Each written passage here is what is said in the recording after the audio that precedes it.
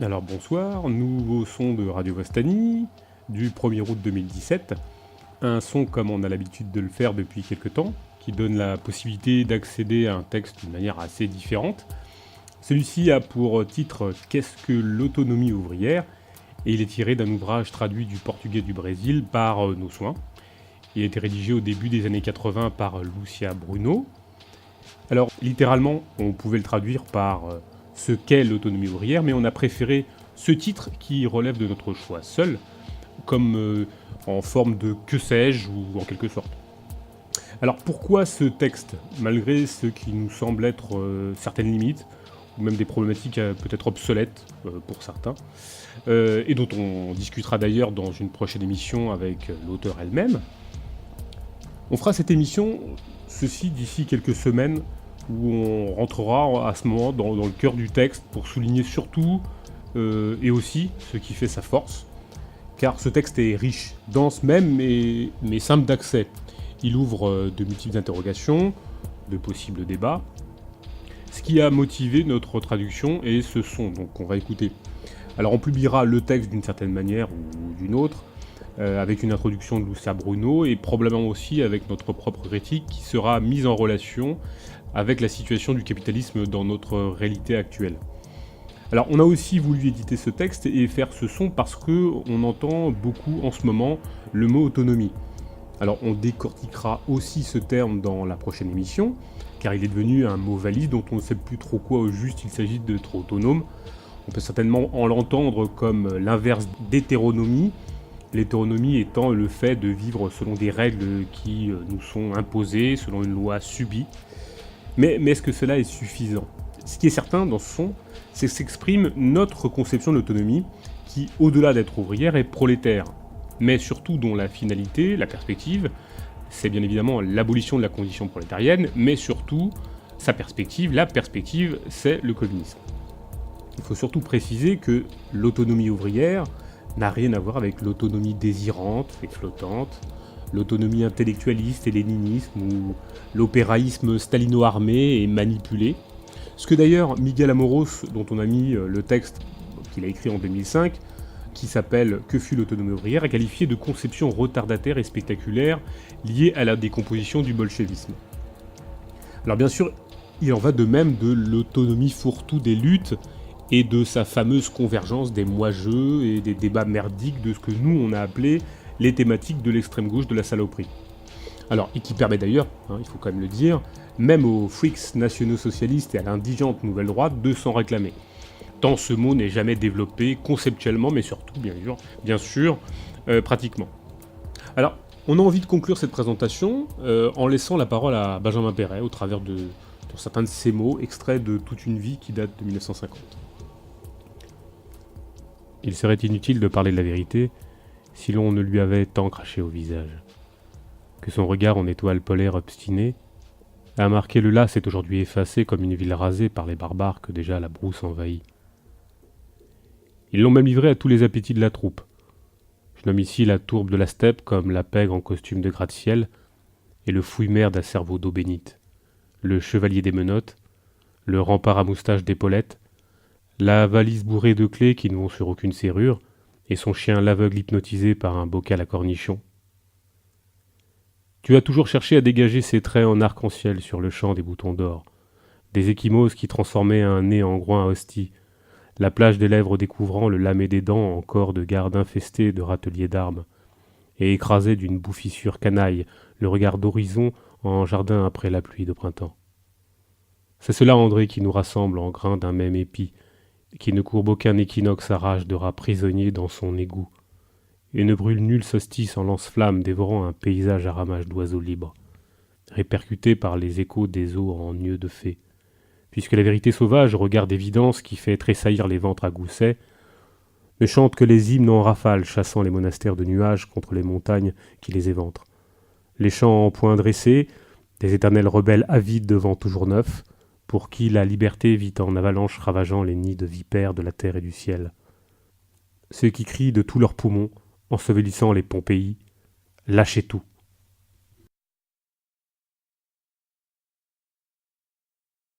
Qu'est-ce que l'autonomie ouvrière ? De nos jours, on parle beaucoup d'autonomie ouvrière. Différents auteurs ont discouru sur le sujet et les interprétations sont diverses.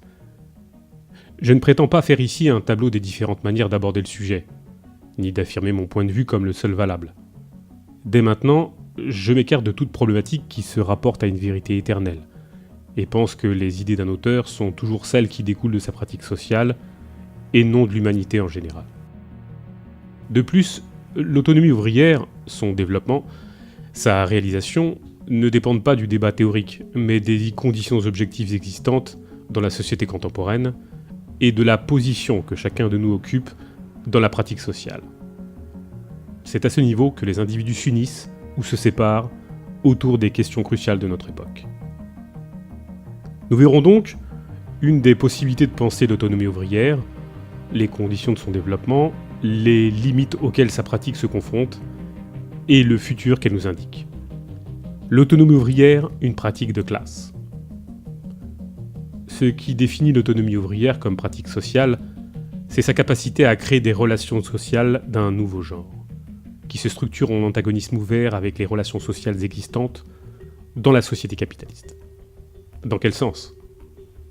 Dans le sens où l'autonomie ouvrière s'exprime par la pratique de l'action directe contre le capital, sur les lieux de production, épine dorsale du capitalisme. Cette action directe unifie le pouvoir de décision et d'exécution, élimine la division entre travail manuel et intellectuel, abolit la séparation entre dirigeants et dirigés, et fait cesser la représentation par la délégation de pouvoir. Sur le terrain de l'autonomie ouvrière, le travailleur ne se fait pas représenter, il se représente. Il s'agit d'un processus de lutte dans lequel la classe ouvrière s'organise et se dirige, en se différenciant des classes dominantes, de leurs institutions, des pratiques et de l'idéologie d'intégration et d'exploitation. C'est une pratique qui unifie tous les fronts de lutte, économiques, politiques et idéologiques, en ayant comme objectif final le socialisme.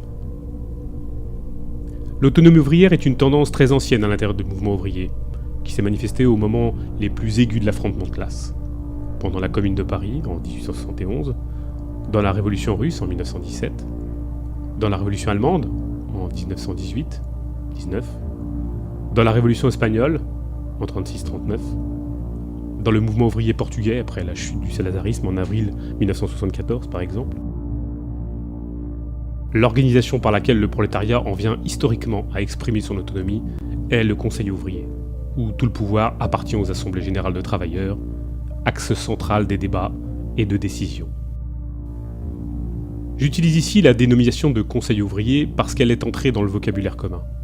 En réalité, ils ont existé et existent sous des noms divers. Conseil d'usine, commission de travailleurs, comité de grève, soviet, etc. Ce qui importe comme critère de définition, c'est la structure interne de ces organisations, leurs objectifs et l'activité qu'elles développent réellement, le contrôle et la gestion de la production et de toute la vie sociale. À ce niveau, nous pouvons nous demander s'il est possible à la classe ouvrière de développer un processus où elle se définit en complète rupture avec la société capitaliste comme un tout. C'est ce que nous allons examiner maintenant. La classe ouvrière n'est pas une réalité morale, mais sociale. Elle n'a de réalité que dans la manière dont elle s'organise, et cette forme est contradictoire. D'un côté, c'est la classe organisée par le capital, dans les lieux de production, qui développe des relations que le système capitaliste impose par les machines et une technologie déterminée.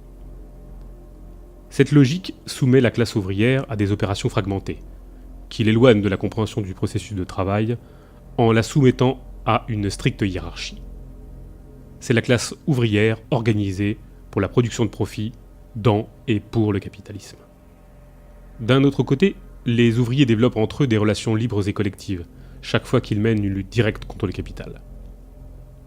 Dans ces nouvelles relations, l'égalité entre les ouvriers, dans la lutte contre le système qui les exploite, élimine les hiérarchies imposées par l'entreprise. En outre, la participation dans les réunions et les décisions collectives fait que chaque ouvrier ne s'éloigne pas de la compréhension de sa propre activité. C'est la classe ouvrière auto-organisée qui lutte pour la réalisation de ses propres objectifs. De la contradiction entre ces deux formes d'organisation découle que tant qu'il y aura du capitalisme, L'une ne se développera pas sans l'autre. La discipline, dans les entreprises, suscite toujours des formes de lutte. Donc, l'entreprise est le terrain premier, mais pas ultime, du développement de la lutte pour l'autonomie. À la suite de ces luttes, la classe ouvrière développe des relations sociales d'un type nouveau, auquel je me réfère au début, et qui structure l'autonomie de la classe face à la société capitaliste et la classe des exploiteurs. Il s'agit de la création de nouvelles institutions sociales, où se réalisent les relations établies par la démocratie directe, par la révocabilité et l'éligibilité de délégués, par l'Assemblée générale de travailleurs qui auto-institue alors les conditions de développement de la société socialiste. Dans ce sens, l'autonomie ouvrière ne signifie pas une autonomie organique, physique, en relation avec les institutions capitalistes. Elle ne signifie pas, par exemple, l'autonomie des syndicats en rapport avec l'appareil d'État, ni des mouvements sociaux en relation avec les structures partidaires. Ce que signifie bien autonomie, en revanche, concerne les liens avec les modèles capitalistes d'organisation et de gestion, qui, comme toujours, sont hiérarchisés, centralisent les décisions et reproduisent les inégalités sociales. Comme nous le verrons tout au long de ce livre, l'autonomie ouvrière s'attache à la création d'une nouvelle réalité sociale, dotée d'institutions spécifiques, qui se développent en rupture ouverte avec la société capitaliste. La lutte autonome. La force de travail est la seule marchandise dont la valeur s'établit à travers la lutte sociale. Alors que l'ouvrier cherche à incorporer le maximum de temps de travail dans cette marchandise, qu'il vend au capitaliste afin d'augmenter sa valeur, le capitaliste recherche quant à lui à réduire ce temps au minimum. Cette lutte a un caractère très particulier dans le capitalisme. Tout d'abord parce que c'est un facteur déterminant du système. Ensuite, parce que c'est le processus économique lui-même qui détermine la fixation de la valeur de la force de travail, qui trouve dans le salaire son expression juridique. Ensuite, parce que cette lutte n'a pas les conditions pour se développer sur un modèle capitaliste de l'organisation ouvrière, que le système d'exploitation impose. La discipline d'usine implique la complète obéissance et la soumission de l'ouvrier au système technologique de production. C'est la seule forme d'organisation que le capitalisme puisse admettre. Néanmoins, la lutte ne peut pas cesser d'exister, parce qu'elle est exigée par le système économique lui-même. C'est à partir de ce moment qu'en résulte le salaire productif, et cette lutte aboutit à une augmentation de la productivité et à l'intensification du travail. De plus, sans la lutte du prolétariat pour la diminution du niveau d'exploitation, le prolétariat court le risque, en ne résistant pas, de la misère et de disparaître physiquement. Dans ce système économique où le prolétariat cherche à augmenter la valeur de sa force de travail et le capitaliste à la diminuer, se développe un champ institutionnel qui garantit la reproduction de cette contradiction, le champ syndical. L'organisation syndicale est précisément ce qui permet aux luttes et à ses objectifs d'être intégrés au capitalisme. Si on y prête attention, à chaque fois que se développe une lutte prolétaire réelle, elle aboutit à déborder le syndicat en créant ses formes d'organisation hors du syndicat. Par exemple, les comités de grève, les commissions d'usine, etc. Quand on constate des augmentations de salaire où ces nouvelles formes d'organisation ne sont pas apparues, c'est parce qu'il n'y a eu aucune lutte prolétaire. Le syndicat comprend pleinement son rôle dans le capitalisme, de structure spécialisée qui planifie les augmentations de salaire dont le capitalisme a besoin pour l'expansion du marché de la consommation. Quand, en revanche, se développent des luttes prolétariennes qui débordent à l'intérieur de chaque unité de production, les limites du syndicat, les dirigeants syndicaux se chargent de négocier des compromis acceptables pour les patrons. C'est ce type de structure qui intègre les luttes prolétariennes dans la dynamique du capitalisme. Ce que je veux dire, c'est qu'aucune lutte ne peut se développer dans les limites strictes de l'appareil syndical, comme sous le programme rigide de la discipline d'usine. Mais alors subsiste une question. Si la classe ouvrière lutte directement pour la diminution de l'exploitation, sans agir dans les structures existantes au sein du capitalisme, où doit-elle le faire ? Je dirais qu'elle agit fondamentalement dans les organisations qu'elle crée au cours de la lutte, dans des institutions autonomes. Ceci est une contradiction très importante du capitalisme. C'est la dynamique propre du développement du capitalisme qui détermine l'émergence de relations sociales qui lui sont antagonistes. Ce sont les relations sociales égalitaires et non spécialisées qui détruisent le système de représentation caractéristique du capitalisme. Dans la résistance à l'exploitation du capital, tous les ouvriers sont égaux.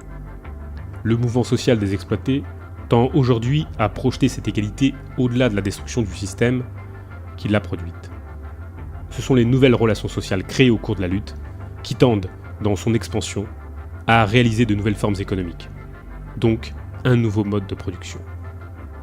De cela, nous pouvons dire que s'articulent deux réalités contradictoires dans les sociétés contemporaines. Le mode de production capitaliste et le socialisme en développement permanent et tendanciel, fondé sur les relations égalitaires et collectives que le prolétariat crée au cours de la lutte. Tout ceci est assez abstrait. Nous allons analyser d'une manière plus concrète comment ces luttes se développent et pourquoi elles ont été vaincues.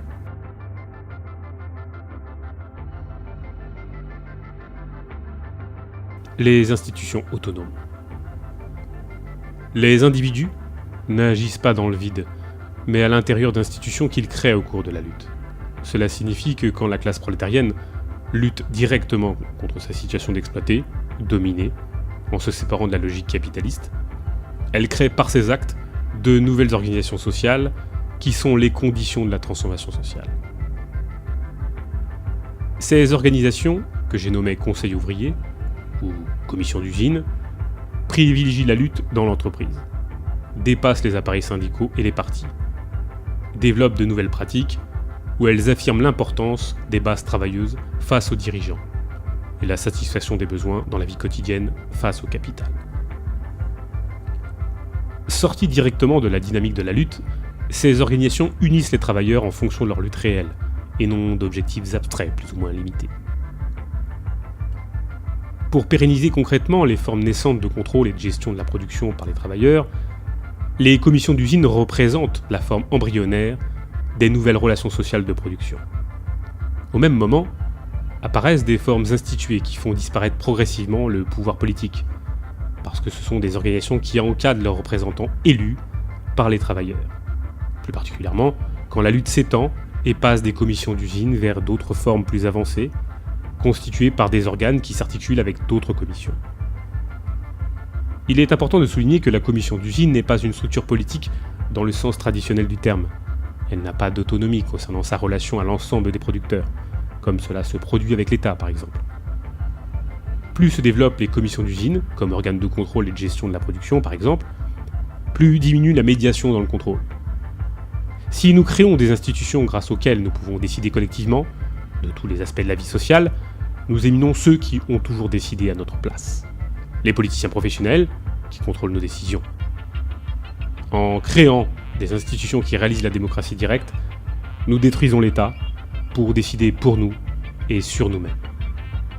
Ce que je veux dire, c'est que la dynamique du socialisme est donnée par l'ensemble de la classe ouvrière, au moyen de la création de ses propres structures de pouvoir, où les représentants sont contrôlés dans leurs attributions par tous, et en pouvant être révoqués à tout moment. Il est nécessaire de différencier la représentation dans ces organisations et la représentation dans les structures politiques capitalistes, où personne ne contrôle l'action de nos représentants. 1. Les individus élus par les travailleurs n'ont pas de possibilité de décider par eux-mêmes. Ils exécutent simplement. Seul l'ensemble des représentés peut décider. 2. Les représentants élus ne font qu'exécuter des tâches. Ils ne déterminent pas les lignes d'action dont les limites sont fixées à l'avance, donc ils ne peuvent pas dépasser leurs fonctions. 3. Ils restent des représentants jusqu'à l'exécution des tâches précises et ne peuvent se reproduire comme une nouvelle classe dominante. 4. Les représentants restent dans la production et leurs tâches peuvent être contrôlées à chaque moment. La qualité et les fonctions des représentants des travailleurs ne leur confèrent aucun type de privilège. On peut souligner que le type d'organisation sociale que les ouvriers créent dans leur lutte directe et autonome est complètement différente et opposée au système de représentants existant dans le capitalisme. Dans le système dominant, quelle possibilité de contrôle avons-nous sur les individus que nous élisons ? Aucun. Quelles informations avons-nous sur leurs actions au Parlement ou à la tête d'un État ou d'une structure se rapprochant ? Il y règne le secret, car c'est le propre de toute structure bureaucratique où l'information est pouvoir. Il ne s'agit pas de mystifier ou d'idéaliser les commissions d'usine. L'existence de ces structures valide le discrédit où sont tombés les syndicats et les partis politiques dans le monde contemporain. En même temps, Elles expriment un degré d'autonomie de la classe ouvrière vis-à-vis des institutions capitalistes. Cependant, cela ne veut pas toujours dire qu'il existe une démocratie absolue dans la conduite des luttes, mais que c'est aux bases ouvrières elles-mêmes d'avoir dans les mains l'initiative et le pouvoir dans le combat contre l'exploitation. Il est nécessaire de voir les problèmes auxquels les commissions d'usine sont confrontées, ainsi que leur fonctionnement. En réalité, le caractère complexe du processus de transformation sociale rend impossible toute tentative d'imposer une forme achevée d'organisation. L'étude de l'histoire du mouvement ouvrier et des nouvelles formes de lutte que nous observons peuvent nous indiquer les tendances et les possibilités futures du mouvement, jamais leur forme concrète de réalisation. Elles dépendent de l'articulation complexe entre toutes les variantes et spécificités historiques de chaque moment considéré. Revenons au problème posé. Il peut arriver qu'une commission se limite à jouer les intermédiaires entre le syndicat et les travailleurs. Si ceci démontre l'extériorité du syndicat par rapport à la classe, cela signifie aussi que le syndicat qui conduit toutes les luttes maintient les travailleurs dans une situation d'apathie. La commission se limite à dire au syndicat ce que les travailleurs aimeraient qu'il soit fait, et elle dira aux travailleurs ce que les syndicats ont décidé de faire. Nous voyons qu'en réalité, cette commission exerce la fonction de section syndicale, subordonnée au syndicat. Il y a aussi des commissions qui, malgré avoir informé tous les travailleurs, les avoir consultés avant toute initiative, finissent par se couper de la base. Ceci arrive non parce qu'ils sont devenus des leaders, mais parce que les travailleurs retombent dans une certaine apathie. À quoi doit-on cette apathie ? C'est une question centrale. Aucune organisation ne peut faire seule ce qui incombe à l'ensemble des travailleurs de faire. Avant de poursuivre sur cette question, il nous faut analyser à quel moment s'opère l'isolement de la base. L'apparition d'une commission d'usine, autonome, démontre le degré élevé d'activité pratique des prolétaires. Et cette activité va se refléter dans le contrôle dont sera l'objet la commission élue par l'ensemble des ouvriers. Au début, tous décident réellement ce que la commission souhaite faire. Mais ensuite, il commence à y avoir une distinction entre l'ensemble des ouvriers et ceux qui appliquent les décisions. Ce sont toujours les mêmes, les membres de la commission qui exécutent et qui décident. Les travailleurs s'éloignent alors de toute activité pratique et la commission s'empare de toutes les initiatives. C'est à partir de ce moment que s'opère l'isolement de la commission et que se développe le terrain idéal pour la bureaucratisation, pour la défense d'intérêts particuliers, partitaires ou non, qui finissent par prévaloir sur l'intérêt de l'ensemble. C'est encore le moment propice pour la répression patronale de renvoyer les travailleurs les plus combatifs. Ceci parce que les travailleurs ont été exclus du travail pratique et sont devenus passifs. Ce que je veux dire, c'est que les organisations autonomes ne peuvent seulement exister qu'au moment de lutte directe avec l'ensemble de tous les intéressés. Il ne sert à rien de critiquer les luttes des travailleurs parce qu'elles finiraient par être intégrées dans le capitalisme, ou de dire que les organisations autonomes ne serviraient que très peu de temps, parce qu'elles sont détruites par la répression ou subordonnées aux hiérarchies syndicales ou partisanes. La question fondamentale relève plutôt de la recherche de nouvelles possibilités de faire vivre ces organisations en les généralisant et en les unifiant. La circulation de l'information, l'échange d'expériences entre travailleurs présents dans des luttes différentes, sont indispensables pour le développement de la solidarité et la cohésion des travailleurs. Dans les sociétés contemporaines, le poids des pratiques sociales qui tendent à intégrer les individus à des groupes sociaux appartenant à des classes sociales opposées sont puissantes. Ces pratiques se font dans le mode de consommation, par les loisirs, à l'école, dans les partis politiques, les institutions religieuses, etc. Au moment du processus révolutionnaire, elles sont niées par la pratique, par la création de nouvelles institutions sociales, les commissions autonomes, les comités d'habitants, etc. Mais pour qu'elles se développent et se généralisent, il est fondamental que les luttes se développent et dépassent le localisme sur lequel elles émergent. L'existence d'îles autonomes n'est pas possible dans un monde capitaliste. Une commission autonome a beaucoup de pouvoir parce qu'elle exprime ce qu'il y a de plus important dans l'usine, la force de travail sans laquelle le capital n'existerait pas. C'est pour cette raison qu'elle est toujours l'objet de convoitises. Ce sont les patrons qui tentent de l'accaparer, pour qu'elle fonctionne comme un amortisseur des conflits internes à l'entreprise. Ce sont les partis politiques qui essayent à chaque instant de l'utiliser pour se renforcer. Ce sont les hiérarchies syndicales qui tentent d'étendre leur champ de contrôle à l'intérieur des entreprises. C'est contre tout cela que les travailleurs doivent se battre. ceci en vue de maintenir la commission sur leur contrôle direct, pour qu'elle fonctionne comme un instrument de lutte et un lieu de développement des relations égalitaires. L'autonomie des commissions est fondamentale. Il ne sert à rien d'élire des commissions de travailleurs s'ils ne les contrôlent pas directement. Les travailleurs ne combattent pas par procuration. Ils luttent eux-mêmes, ou alors il n'y a pas de lutte révolutionnaire. Une commission qui n'est pas l'expression de la lutte auto-organisée et autodirigée par les ouvriers n'est pas autonome. Encore moins celle créée par le patronat, ou encore fomentée du dehors par des militants qui prétendent les utiliser comme des cellules de leur parti. Le caractère subversif des organisations ouvrières réside dans le contrôle qu'a l'ensemble des intéressés sur l'action des individus élus comme leur porte-parole. Penser que le capitalisme intègre ces institutions, ce n'est considérer les choses que d'une manière superficielle. Il n'existe pas la moindre possibilité de concilier des organisations antinomiques. Les commissions d'usine, comme expression des relations égalitaires et collectives, n'ont rien à voir avec les commissions créées par le patronat, les partis politiques ou les hiérarchies syndicales. Par ce type de structure centralisée et bureaucratisée, il ne peut que se développer des relations de type militariste, de soumission et du contrôle, qui n'annoncent qu'une société d'exploitation. La récupération des commissions d'usine, comme des pratiques autogestionnaires, se font par la destruction des institutions et des pratiques.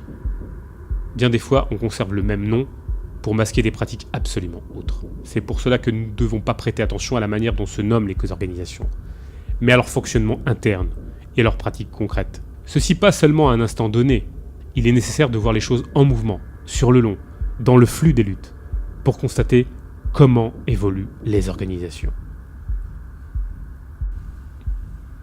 La dynamique du processus, lutte revendicative et révolution. Comme nous l'avons précisé, la pratique ouvrière s'inscrit dans une contradiction impossible à résoudre dans le capitalisme. D'un côté, la discipline d'usine, le prolétariat dans et pour le capitalisme. De l'autre, les nouvelles relations sociales développées par l'action directe. C'est le prolétariat contre le capitalisme comme fondement du socialisme. Tant que le capitalisme existera, l'un ne se développera pas sans l'autre.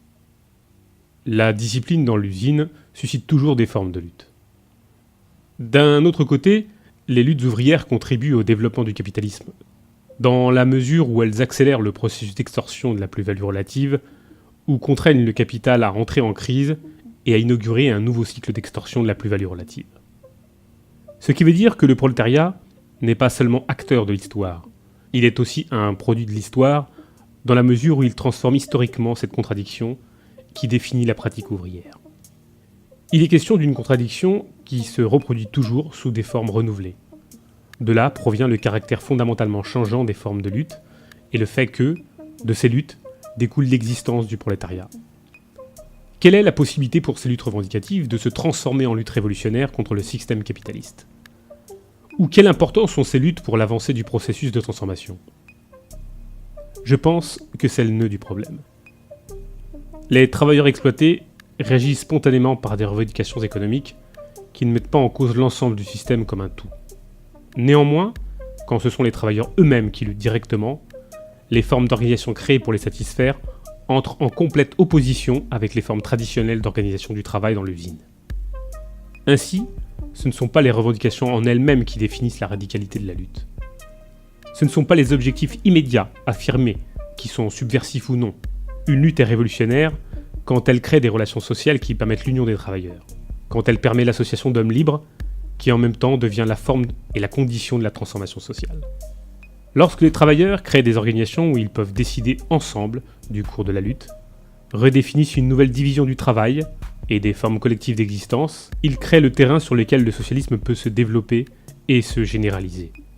Mais pour que cela puisse se faire à un niveau chaque fois plus vaste, il est nécessaire que ce soit les travailleurs eux-mêmes qui luttent et non les directions syndicales, des partis, des commissions bureaucratisées, qui le fassent en leur nom. Quand cela arrive, les relations égalitaires ne se structurent pas pratiquement et les relations capitalistes se renforcent. La technologie capitaliste opère une double détermination sociale. D'un côté, la suppression totale des producteurs, de la gestion et de la connaissance du processus de travail. De l'autre, elle impose à tous une égalité de base qui est celle des exploités. Aujourd'hui, la division du travail productif n'est plus aussi verticale qu'à l'époque de l'artisanat, dans sa relation maître-apprenti. Aujourd'hui, elle se fait de manière horizontale, entre les salariés interchangeables, où chacun exécute une partie du travail global. Le produit n'est plus l'œuvre de quelqu'un en particulier, mais de tout un ensemble. C'est l'œuvre du travailleur collectif. Cette égalité tend à se moderniser chaque fois que la classe combat directement. Ceci est le fondement logique de la conception d'autonomie ouvrière que je viens d'exposer. La grève est la forme la plus immédiate de la lutte prolétaire. Elle se développe à travers l'occupation du lieu de travail et le contrôle de la production par les travailleurs. C'est un moment déterminant pour la dynamique révolutionnaire. Au cours de la lutte, le prolétariat tend à réorganiser la production selon les mêmes critères égalitaires et collectivistes. Les répercussions de ces luttes sur le processus de production permettent au prolétariat d'imaginer une transformation totale de la société. Les relations sociales d'un nouveau genre constituent le modèle de la nouvelle société. Ce sont ces formes de lutte que le capitalisme craint, parce que ce sont les seules formes de lutte prolétarienne qu'il n'arrive pas à intégrer. C'est pour cela que tous les moyens sont utilisés pour les détruire. Répression directe par l'appareil policier, ou indirecte grâce aux médias, à la division entre travailleurs, ou encore à la bureaucratisation des organisations, etc. La lutte pour l'augmentation des salaires, contre le chômage ou contre la dictature du capital dans l'usine, quand elle est directe et autonome, permet aux travailleurs d'arriver à la compréhension de l'antagonisme qui existe entre les rapports socio-égalitaires et les rapports de domination-exploitation de la production capitaliste. Les relations socialistes ne se construiront que si les travailleurs ont déjà acquis la conscience de ces mêmes relations. Cette conscience ne peut venir que de la pratique de la lutte. C'est dans ce processus pratique que les travailleurs acquièrent une conscience révolutionnaire. C'est l'expérience de l'action collective qui modifie les comportements grâce à l'expérience acquise dans la résolution des problèmes concrets. La forme d'organisation ne dépend pas du fond pour lequel on lutte. C'est cette dichotomie forme-fond que je rejette. Le fond des luttes est la forme qu'elles prennent à un moment donné. La perspective socialiste est intrinsèque au type d'organisations égalitaires et collectives qui surgissent dans les luttes autonomes. Le socialisme n'est pas un projet fixe et éternel qui s'impose au mouvement ouvrier de l'extérieur, mais plutôt une aspiration au contenu toujours renouvelé, qui exprime chaque moment historique des formes de lutte. Ce n'est pas non plus une question morale. S'il existe une dimension éthique dans la construction d'une nouvelle société, cette éthique découle de la pratique sociale. Le socialisme, comme possibilité historique, découle de la contradiction qui définit la pratique du prolétariat dans le capitalisme. Le problème actuel du mouvement ouvrier ne se pose pas en termes d'objectifs immédiats, économiques, et de perspectives futures, politiques. L'interrogation relève de la possibilité pour la classe ouvrière de transformer les relations sociales de lutte en de nouveaux rapports sociaux de production, de créer de nouvelles formes d'organisation du processus de travail qui abolit les hiérarchies et la division capitaliste du travail qui sépare la décision de l'exécution, de détruire définitivement le processus de valorisation du capital. Il n'est pas question de privilégier la lutte économique face à la lutte politique ou vice-versa. Le combat prolétarien est un tout indissociable. La transformation de la société capitaliste ne se fait pas par étapes, où il faudrait revigorer les structures ou les institutions non contrôlées par les travailleurs. L'histoire nous a montré que seules les organisations sociales produites au cours du processus pratique de la lutte, lorsque les travailleurs s'opposent directement, concrètement, au mode de production capitaliste, sont subversives, quand ils nient leurs conditions d'homme-marchandise. C'est pour cela que toutes les luttes qui combattent la discipline d'usine, la division des travailleurs, la différence des salaires, même si elles se déroulent dans le cadre de la production actuelle, sont très importantes. Elles expriment toujours une avancée quand elles développent l'action directe. Toutefois, cela ne signifie pas que chaque travailleur est un révolutionnaire en puissance. Les travailleurs deviennent révolutionnaires dans la mesure où ils s'associent aux luttes collectives. Ces luttes ne deviennent pas révolutionnaires, non pas par les caractéristiques personnelles de chacun des participants, mais par les formes d'organisation qui se développent. Si la classe ouvrière est capable de combattre directement et de manière autonome, elle est également en mesure de comprendre la lutte et de produire les idées nécessaires pour son développement. Le fondement de la conscience révolutionnaire se trouve dans l'unité prolétarienne et sa pratique anticapitaliste. C'est grâce à elle qu'elle prend conscience que la lutte n'a pas seulement pour objet de s'opposer à un patron individuel, mais à toutes les structures capitalistes. Ce sont les conditions pratiques, concrètes, qui permettent l'avancée ou le recul des luttes ouvrières, et le développement ou non de la conscience révolutionnaire. L'inconscience des masses, que beaucoup critiquent, n'est rien de moins que la limitation de sa pratique à un moment donné. Quand il ne se pose pas d'alternative révolutionnaire, il peut arriver à la classe ouvrière de renforcer l'institution capitaliste pour rechercher à améliorer sa situation immédiate dans la société existante. Par exemple, lorsqu'elle accepte une politique de collaboration de classe, de défense nationale, de reconstruction de l'économie, ou quand se développent des formes de contrôle de la production dont l'objet est d'assurer le bon fonctionnement de l'entreprise.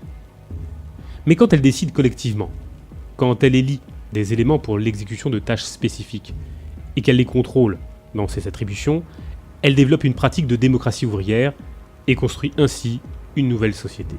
Ce sont les deux mouvements dans lesquels le prolétariat s'insère. Toutes les luttes prolétaires doivent être analysées sous cet aspect contradictoire.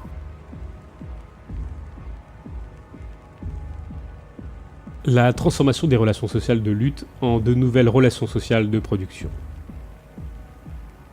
La formation de nouvelles relations sociales, qui émergent dans l'apparition d'organisations autonomes, est simultanément la réalisation de formes embryonnaires de rapports de production socialistes.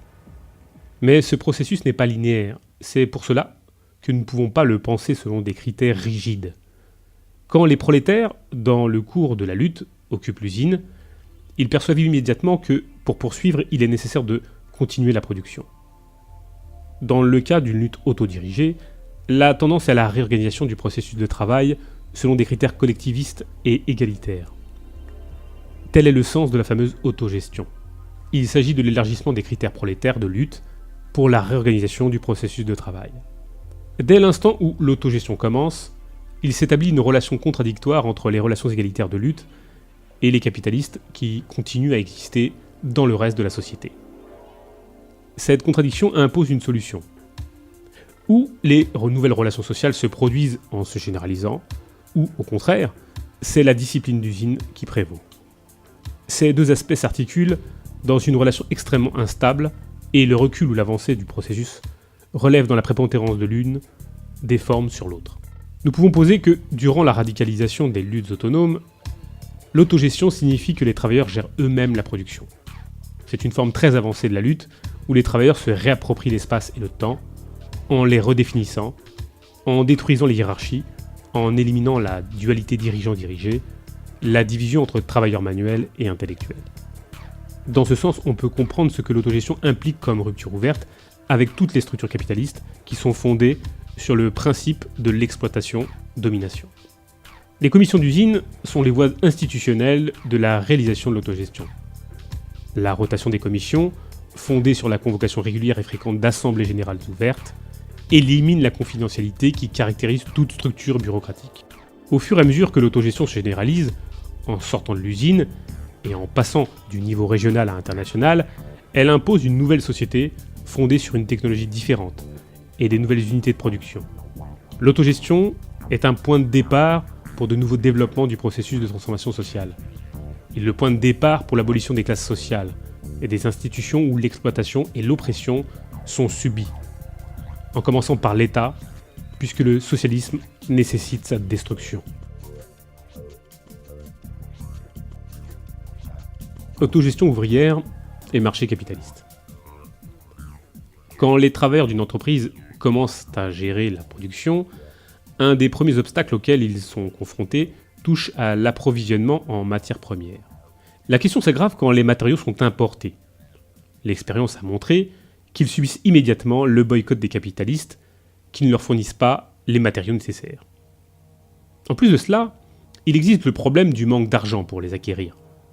Quand cela arrive, les travailleurs sont forcés de faire appel à l'État pour tenter d'obtenir des fonds. C'est la première étape vers la perte d'autonomie conquise par l'action d'occupation de l'entreprise. En se servant de cette nécessité de l'argent, le gouvernement ou les propriétaires du capital vont chercher à encadrer et à contrôler les ouvriers en leur imposant des restrictions, des buts et des objectifs. Un autre problème non moins difficile à résoudre est celui de la distribution des produits de ces entreprises autogérées. De très nombreuses fois, elles n'arrivent pas à être aussi compétitives que les entreprises capitalistes de marché.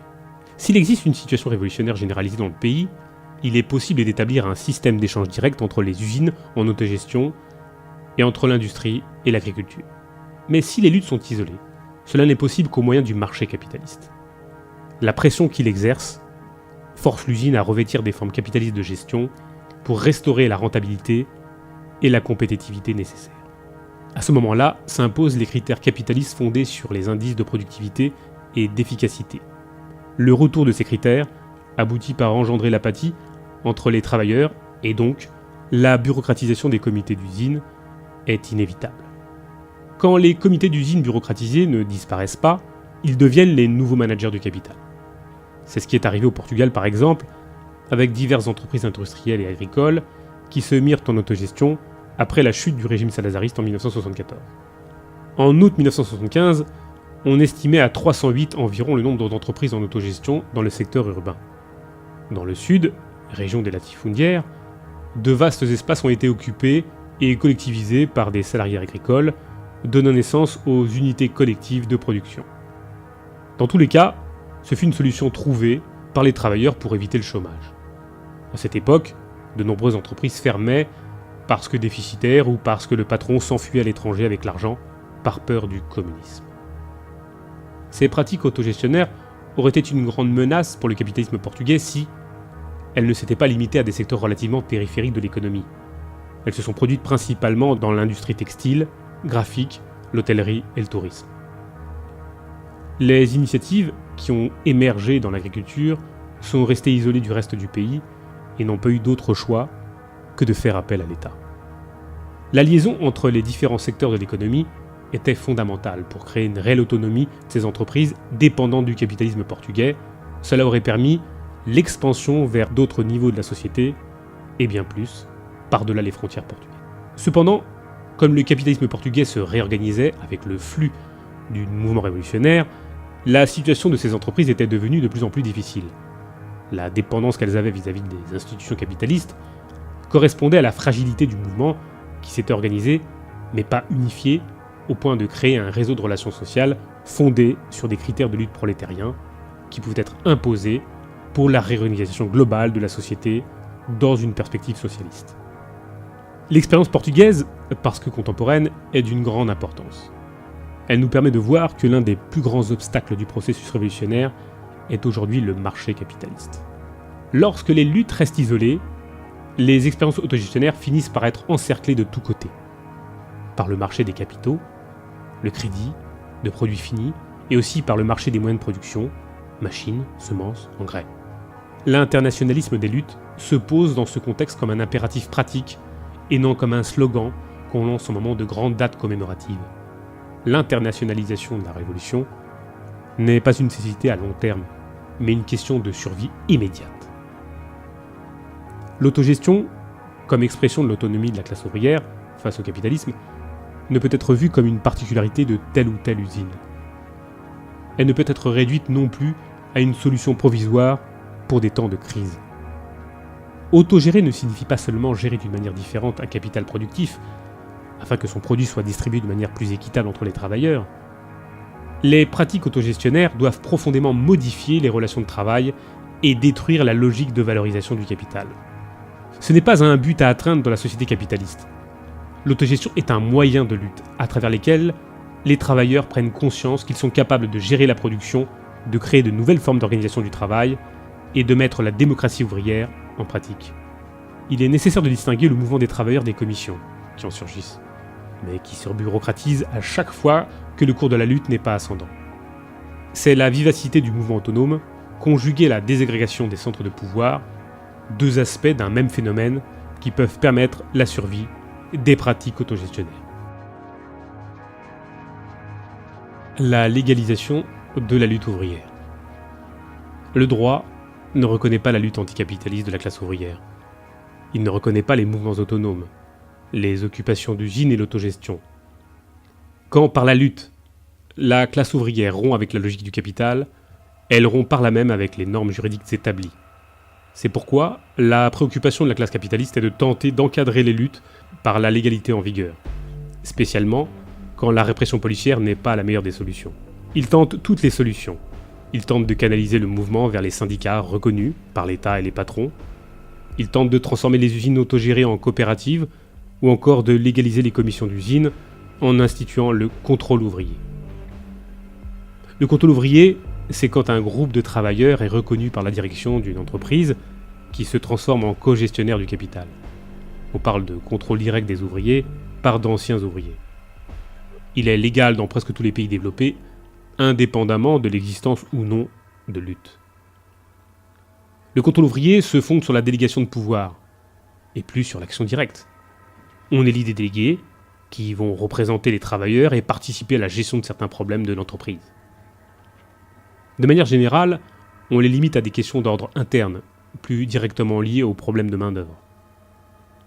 La séparation des délégués, élus de l'ensemble des travailleurs, est inévitable, car ils ne font plus l'objet d'aucun contrôle par la base qu'ils disent représenter. Ils finissent donc toujours par se constituer comme un pouvoir qui se situe au-dessus des travailleurs en reformalisant la relation dirigeant-dirigé, qui caractérise toute société d'exploitation. Pour qu'une entreprise autogérée se sépare de la logique du profit, en initiant le processus d'édification du socialisme, il ne suffit pas d'élire des représentants des travailleurs pour participer à la gestion. Alors que gérer signifie prendre soi-même les décisions, en tant que personne ou comme collectivité souveraine, ceci en pleine connaissance des informations nécessaires, contrôler ne signifie que superviser ou vérifier les décisions prises par d'autres. Le contrôle ouvrier implique une limitation de la souveraineté, où certains déterminent les objectifs, et les autres s'efforcent que soient appliquées les méthodes les plus appropriées pour les réaliser. La légalisation de la classe ouvrière est une des formes les plus efficaces de démobilisation. C'est toujours une forme subtile pour discipliner. Nous ne pouvons oublier que tout l'ordre juridique capitaliste est, d'un point de vue prolétaire, une légitimation de la violence. Violence de l'exploitation économique, du pouvoir disciplinaire, de la moralité imposée par la classe dominante, du savoir transmis par les moyens de communication, des écoles, etc. Il n'est pas possible de légaliser la lutte autonome du prolétariat, précisément parce qu'elle est la négation de l'ordre que le droit structure. La seule pratique prolétarienne susceptible d'être encadrée par le système capitaliste, c'est sa pratique d'agent de production, de producteur du capitalisme. C'est la classe organisée dans l'usine par le capital. Autogestion et technologie. La technologie, ce n'est pas seulement des machines ou des théories sur la rationalisation du processus de travail. C'est avant tout la cristallisation de relations sociales de production très précises. Chaque mode de production crée sa propre technologie. Le capitalisme en a développé une qui est venue répondre à ces nécessités d'augmentation de la productivité. L'augmentation de la productivité dans le capitalisme veut dire augmentation de la plus-value relative, qui s'obtient grâce à l'augmentation de la quantité de marchandises produites dans un même laps de temps. En répondant aux nécessités du capital, la technologie capitaliste cristallise et reproduit de manière chaque fois plus profonde la division entre le travail manuel et intellectuel, aspect indissociable du travail humain qui le différencie du travail animal. Cette scission entre le moment de la conception et le moment de l'exécution du travail détermine la séparation entre ceux qui planifient, organisent et décident, et ceux qui ne font qu'exécuter. Toute société fondée sur l'exploitation reproduit cette division. Le processus de concentration du capital et l'extraordinaire masse de capitaux que la technologie contemporaine exige pour chaque entreprise ont abouti au développement des sociétés par action et ainsi à diversifier les niveaux de propriété et de manière générale à séparer la propriété de la gestion. Aujourd'hui, le capitalisme traditionnel et particulier devient de plus en plus un simple usufruitier avec un droit sur une partie des profits, mais il est complètement éloigné de la gestion.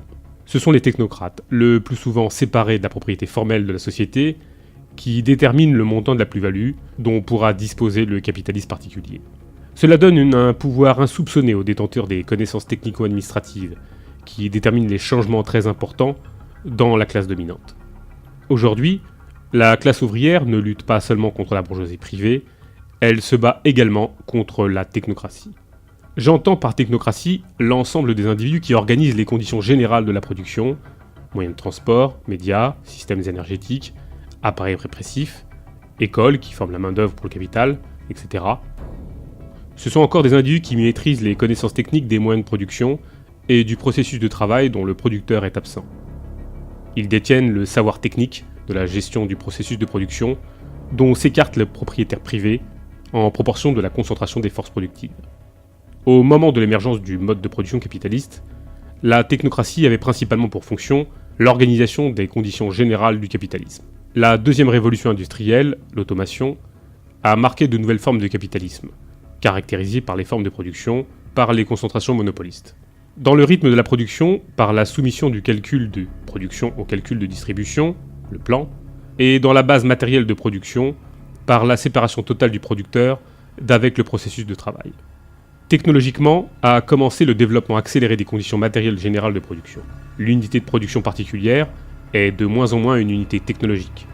Elle s'insère dans le processus technique qui englobe et intègre toutes les industries capitalistes. Cette séparation des producteurs avec le processus de travail a créé un vide comblé par la technocratie qui a permis un saut très important du champ des conditions générales de la production vers le champ des unités de production individuelles. Elle a vu de cette manière augmenter le champ de son développement social par le renforcement de l'importance des conditions technologiques générales. On a vu dans le même mouvement se développer sa fonction sociale, qui a comblé la séparation entre les producteurs et le processus de travail. Elle avait jusque-là contourné les unités de production particulières uniquement par les conditions générales de la production. Elle pénètre maintenant à l'intérieur même des unités particulières et achève son développement. Il s'est créé, dans cette première phase, une solidarité d'intérêt entre les représentants sociaux de la nouvelle forme de production monopoliste et les représentants sociaux des conditions générales de production et de la nouvelle base matérielle de production fondée sur la séparation du producteur du processus de travail. La technocratie. Au niveau des formes économiques, l'expression des intérêts communs des deux groupes sociaux sera le plan, à savoir la soumission du calcul de la production au calcul de la distribution. Au début, le rôle de la technocratie était encore réduit, en raison de la manière dont s'est passée l'évolution de la base matérielle du processus de production. La technocratie a d'abord existé dans l'administration, et non dans la gestion directe du processus de travail. Il s'agissait d'une forme encore peu développée de technocratie, très différente de ce que nous connaissons aujourd'hui, parce qu'ils étaient relativement loin du processus de travail. Les technocrates restaient subordonnés à la direction des grands monopoles. C'est seulement, dans les étapes suivantes, que la base économique a déterminé le développement de la contradiction entre les technocrates et les propriétaires privés, donnant finalement, au premier, la direction dans le processus social capitaliste. Au début, le technocrate était un salarié du propriétaire privé, et lui était subordonné tant en termes de rétribution que dans sa manière de penser dans sa pratique politique et sociale. Aujourd'hui, est une classe tendanciellement dominante, parce qu'ils sont les agents sociaux du passage du capitalisme privé au capitalisme d'État, où ils s'assimilent à la bourgeoisie, se reproduisent comme bourgeoisie d'État. Tous ces facteurs mettent en lumière la question technologique. Lorsque la classe ouvrière développe des relations de travail sous une forme autogestionnaire, elle se révèle antagoniste au système technologique existant et une solution s'impose. Ou la création d'une nouvelle technologie qui réintègre le travailleur dans le processus de travail et lui permet de contrôler la gestion de la production, et à partir de ce moment-là, toute la vie sociale, ou l'utilisation de la technologie capitaliste qui finira par reproduire d'une manière encore plus extrême l'exploitation et l'aliénation qui caractérisent l'emploi salarié. Il n'est pas question de mettre de côté tous les acquis obtenus jusqu'à aujourd'hui et accumulés par l'homme. Il est question de les réadapter, de les transformer pour qu'ils se cristallisent en des rapports sociaux de production socialistes. Nous savons qu'une technologie révolutionnaire déterminée par les nouveaux rapports de production ne peut résulter que d'un processus collectif et relativement fastidieux. À ce jour, le rythme de la lutte des classes n'a pas permis que cela arrive. Tant que la gestion de la production sera entre les mains d'une partie de la société, des compétents, l'utilisation et l'appropriation de la richesse produite serait un privilège de ce groupe. Tant que les fonctions de gestion et d'exécution seront séparées institutionnellement, l'exploitation perdurera. Pensez, une société autogérée où le collectif social des producteurs domine la production implique de penser une technologie qui intègre le travailleur dans le processus de travail, tant au niveau de ce qui touche à la propriété qu'au niveau matériel du processus, comme à sa gestion et à son intégration dans les systèmes de connaissances. Enfin, je tiens à dire qu'il n'y a aucune possibilité de concilier l'autogestion avec le capitalisme, qu'il soit privé ou d'État. Le fait que le gouvernement Mitterrand en France l'ait placé dans son programme électoral reflète la tentative de le réduire à une simple technique de gestion de la force de travail, en masquant ses potentialités révolutionnaires. Dans le même temps, cela montre qu'à l'heure actuelle, les luttes qui s'occupent directement ou indirectement des questions de gestion du processus de production sont un fait. Même la classe capitaliste et les gouvernants sont obligés de reconnaître son existence. Cependant, l'autogestion n'est seulement possible que comme désagrégation permanente de l'État et de toutes les institutions capitalistes. Autonomie ouvrière et parti politique. À partir de la seconde moitié du XIXe siècle, le prolétariat a commencé à s'organiser autour de ces institutions unifiées, qui étaient les syndicats de l'époque. L'Association internationale des travailleurs, fondée en 1864, dont le siège était à Londres, exprimait cette nouvelle réalité. Elle proposait l'unification mondiale de ces organisations, créées dans la lutte d'usine. Ces syndicats n'avaient rien à voir avec ce que nous nommons aujourd'hui par ce terme. Il s'agissait d'organisations anticapitalistes et non de structures bureaucratiques d'intégration des luttes au capitalisme. L'écrasement de la Commune de Paris en 1871 et la répression massive déclenchée sur le prolétariat coïncident avec l'apparition des premiers monopoles et du développement d'une classe de managers technocrates. Ils ont été les facteurs qui ont rendu possible l'émergence des partis ouvriers.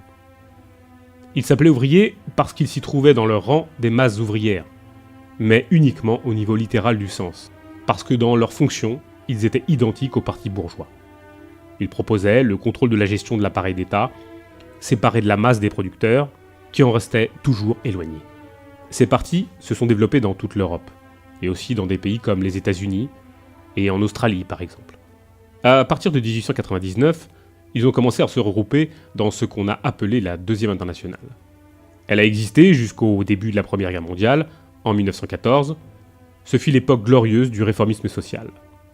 Le parti le plus important de cette organisation internationale était le Parti social-démocrate allemand, qui avait le plus grand nombre d'adhérents et comptait sur le fait d'avoir eu le soutien de Marx et d'Engels au moment où il fut fondé. Il avait comme grand idéologue Karl Kautsky, l'un des premiers à faire connaître l'œuvre de Marx en Allemagne.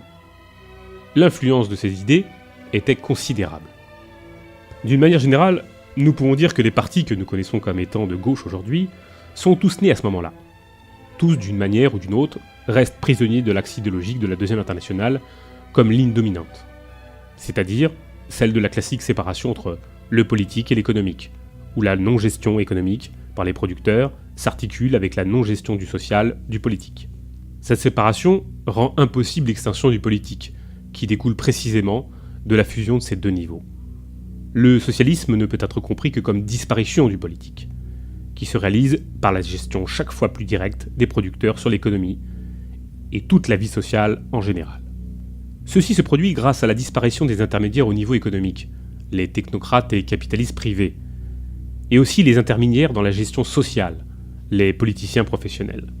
Il est utopique de penser que le prolétariat pourra prendre le pouvoir d'une manière à chaque fois plus directe, sans avoir par le même processus de gestion directe le pouvoir économique. Maintenir la scission entre le niveau politique et économique, c'est empêcher que les nouvelles formes par lesquelles se réalise l'extinction du politique ne se constituent en de nouveaux rapports de production. Empêcher la mise en œuvre de ces nouvelles relations sociales empêche le développement d'un nouveau mode de production. En reproduisant encore les catégories du capitalisme, elles reproduisent ce mode de production.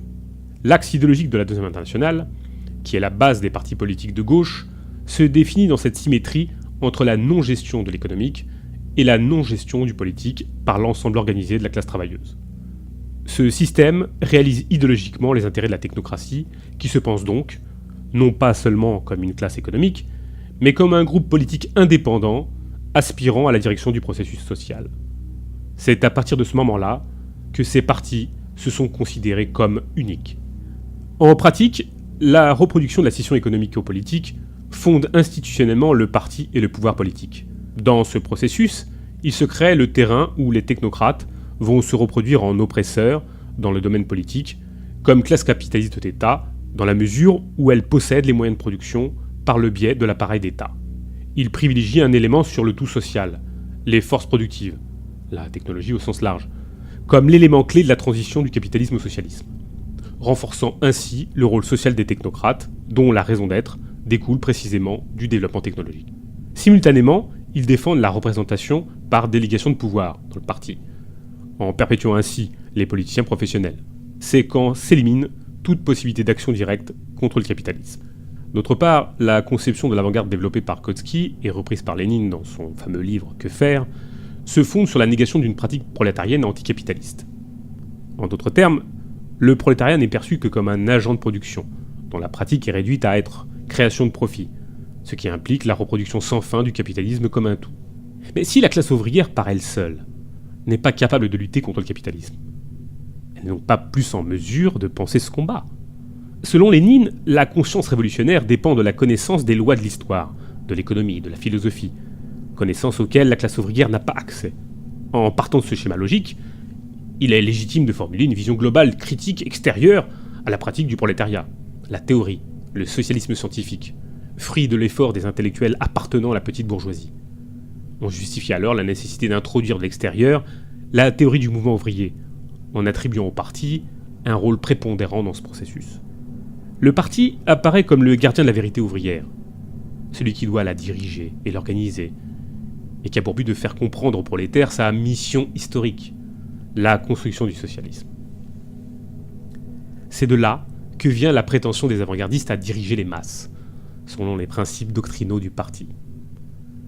Mais aussi de vouloir subordonner la pratique prolétarienne à ce que le parti définit comme étant le bon chemin. Comme cela est très difficile, ces partis sont toujours minoritaires.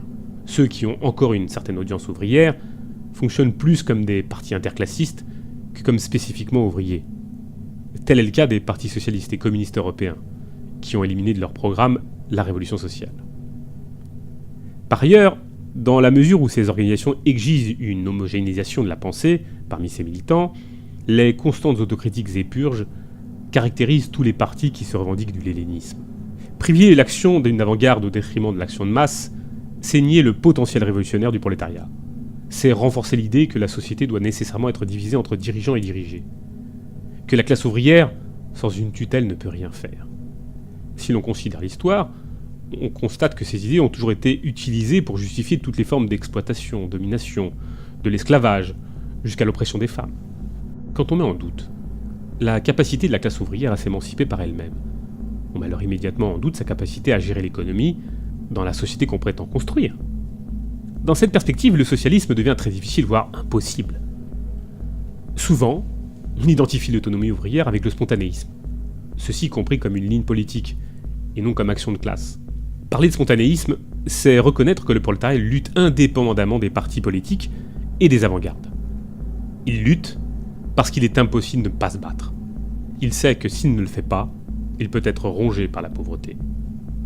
Nous avons eu la tragédie de Vila Soco, à Cabutaon, pour le confirmer, où des centaines de personnes sont mortes en raison de la précarité des installations de l'oléoduc de Petrobras. En fait, spontanéisme ou organisation est un débat inutile et déjà dépassé. Il n'y a pas de lutte sans organisation. La question fondamentale, ce n'est pas de confondre organisation et bureaucratie, mais aussi l'unité de la pratique avec le centralisme démocratique. Les critiques développées ici ne sont pas limitées aux partis léninistes. Elles s'étendent à tous et à n'importe quel parti politique. Même ceux qui se disent être démocratiques et dont la fonction ne serait pas de diriger les masses, mais d'unifier les différents mouvements sociaux, ou même ceux qui ne prétendent pas prendre le pouvoir d'État d'assaut, mais conquérir les espaces dans les institutions capitalistes, en particulier le Parlement.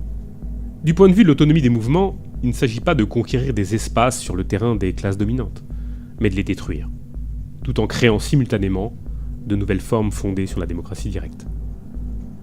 Celui qui, au lieu de lutter contre l'État, y participe, renforce et légitime l'existence des conditions du capitalisme. Toute pratique partidaire se base sur la représentation par délégation de pouvoir. Mais qu'est-ce que le pouvoir ? Le pouvoir, on l'a ou on ne l'a pas. Et quand on le délègue, on cesse de l'avoir. Cette idée de la délégation de pouvoir n'a pas de sens. C'est la bourgeoisie qui s'accommode des structures du pouvoir dans cette idéologie, et particulièrement la bourgeoisie parlementariste. Et quel contrôle avons-nous sur les actions de ceux qui ont été élus pour participer au gouvernement et qui prétendent nous représenter ? Aucun. Ceux qui ont été élus pour participer au gouvernement et qui prétendent nous représenter Et quel compte nous rendent-ils sur leurs actions? Aucun. Parler de représentation n'a de sens que quand les représentés ont un contrôle effectif de l'action de ces représentants. Les représentants des travailleurs sont les comités d'usine, les comités d'habitants, créés par la base et contrôlés par eux. C'est seulement dans les organisations résultant de l'action directe, et fondées sur la révocabilité permanente de ceux qui ont été élus, qu'il est possible d'assurer la participation et l'exercice de la décision par tous, et non par une minorité, qui tend à se perpétuer comme telle. Il est possible d'utiliser les partis, sans nécessairement y adhérer, et se soumettre à des programmes élaborés par des intellectuels organiques de la classe ouvrière. En période de reflux des mouvements sociaux, les travailleurs ont tendance à faire appel aux partis, pour obtenir certaines améliorations immédiates. Mais l'histoire est chargée d'exemples.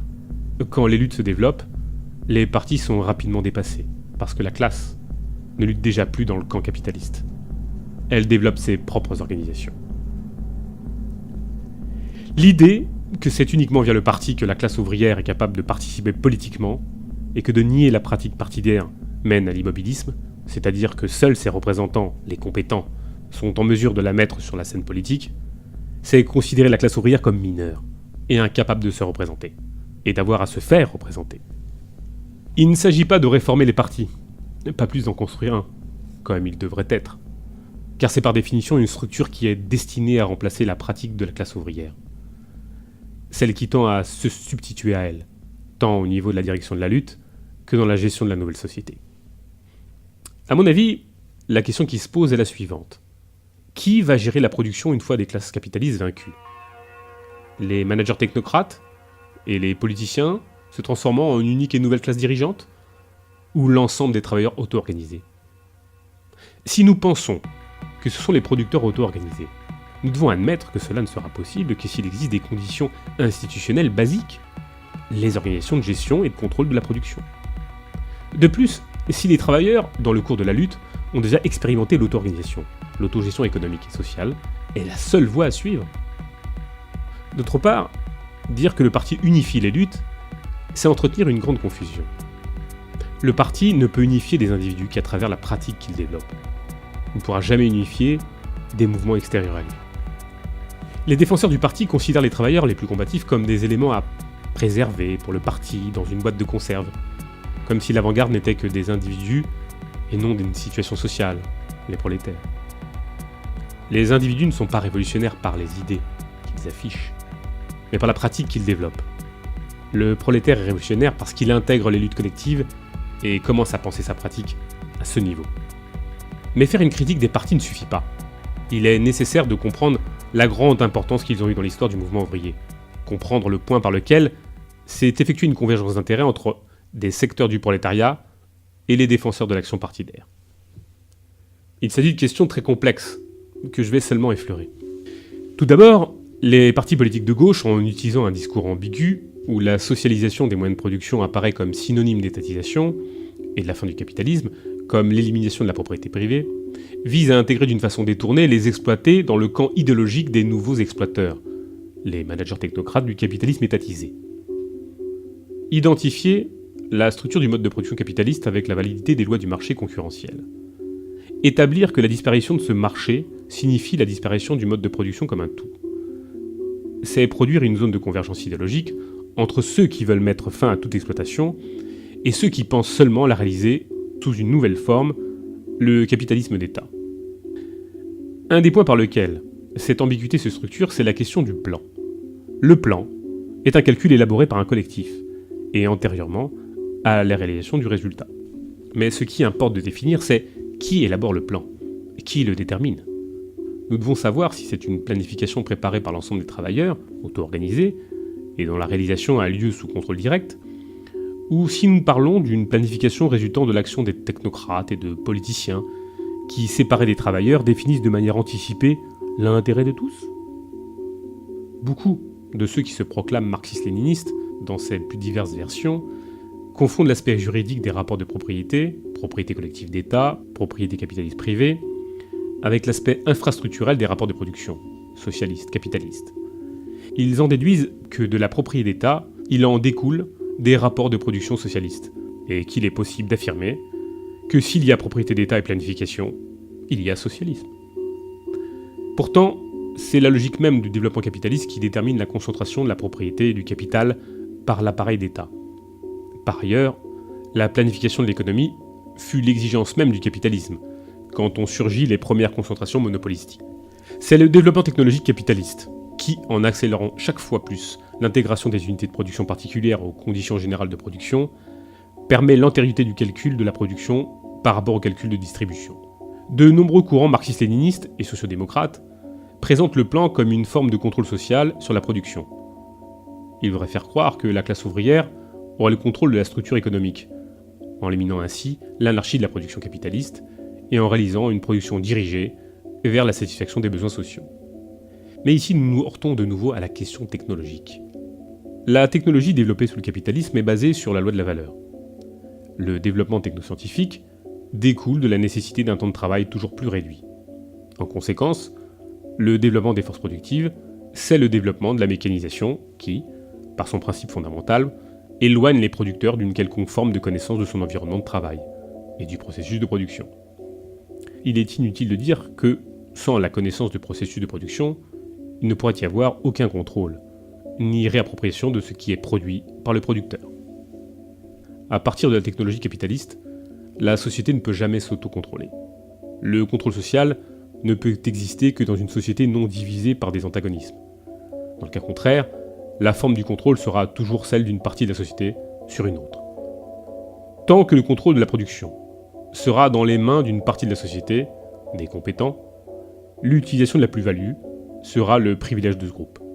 D'autre part, si le développement de la technologie capitaliste accroît la collaboration entre les travailleurs, parce qu'il soumet un grand nombre de travailleurs par unité de production toujours plus grande et intégrée entre elles, ce travail n'est social que dans le sens où l'était celui des esclaves qui construisaient les pyramides d'Égypte, ou encore le travail des prisonniers condamnés aux travaux forcés.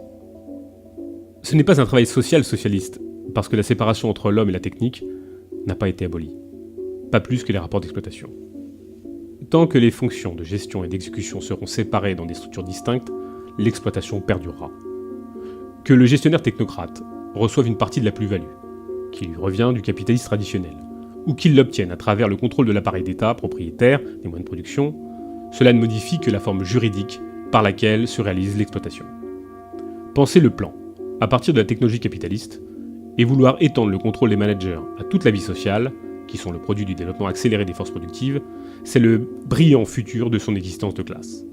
Penser la société socialiste comme domination collective des producteurs sur l'économie, c'est penser le plan comme découlant de relations sociales égalitaires qui établissent les travailleurs dans leur pratique de lutte. C'est penser une production déterminée par ces relations et une technologie qui soit l'expression matérielle de la domination du social sur l'économique. On ne pourra parler de domination du social sur la production que lorsque le critère de celle-ci ne sera plus le temps de travail qui cesse alors de fonctionner comme un élément de comptabilité de base. Lorsque la valeur d'usage, ou sa valeur, non pour des individus particuliers, mais son institutionnalisation sociale, sera le critère fondamental et dominant. On ne pourra parler de domination du social sur la production que lorsque le critère de celle-ci ne sera plus le temps de travail qui cesse alors de fonctionner comme un élément de comptabilité de base.